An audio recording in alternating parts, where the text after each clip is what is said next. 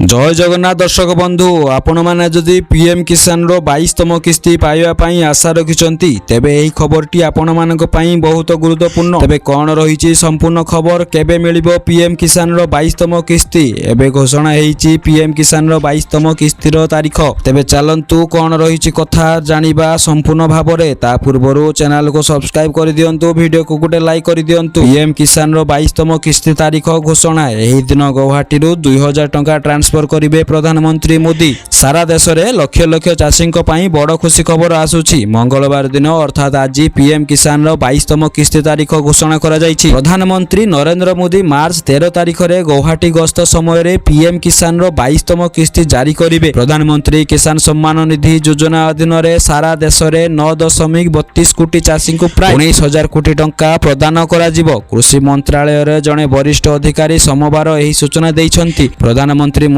कार्यक्रम आसामर गुवाहाटी रे अनुष्ठित हेबो। खरीफ फसल बुणा पूर्वरु जारी करा जायथिबा एही 2000 राशि चाषी माननकु बिहन, सार एवं कीटनाशक भली जरूरी कृषि सामग्री संग्रह करिबारे सहाय्य करियो बोली आशा करा जाउछि। प्रधानमंत्री किसान योजना अधीन रे चाषी माननकु वार्षिक 6000 टंका लेखाए प्रदान करा जाय। प्रधानमंत्री नरेंद्र मोदी नेतृत्व रे केंद्र सरकार फेब्रुआरी 19 रे प्रधानमंत्री किसान सम्मान निधि योजना आरंभ करथिले।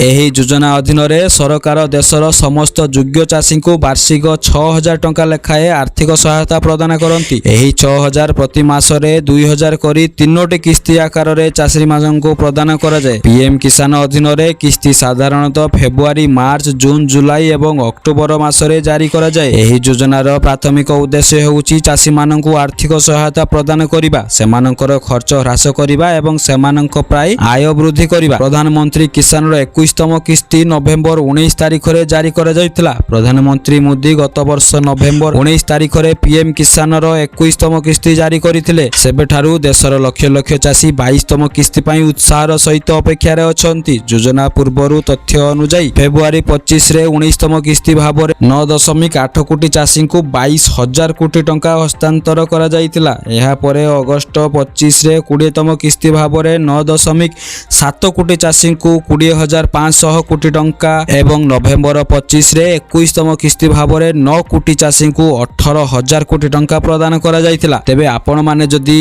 पीएम किसान रो 22तम किस्ती को अपेक्षा करिसंती, ए थिला ता विषय रे संपूर्ण खबर। आगामी 13 तारीख रे आपण मानक खाता को आसीबो पीएम किसान रो 22तम किस्ती। तेबे ता पूर्वरु आपण जदि खाता को केवाईसी करिनाहंती, केवाईसी कराय नियंतु। जदि आपणकर बैंक अकाउंट बंद होई थाए ताहाले निकटस्थ ब्रांच को जाई ताहाकु चालू कराई दियंतु, जो द्वारा पीएम किस्ती टंकार 22तम किस्ती आसीबारे कौनसी जेमिति बाधा सृष्टि न हुए। आउ भिडियोटी आपण मानकु केमिति लागिला कमेंट सेक्शन रे निश्चित रूप रे जणाइबे। भिडियो को गोटे लाइक करिवे, चैनल को सब्सक्राइब करिवे। विदाय दियंतु, देखाबो अन्य एक भिडियो रे। से पर्यंत जय जगन्नाथ, धन्यवाद।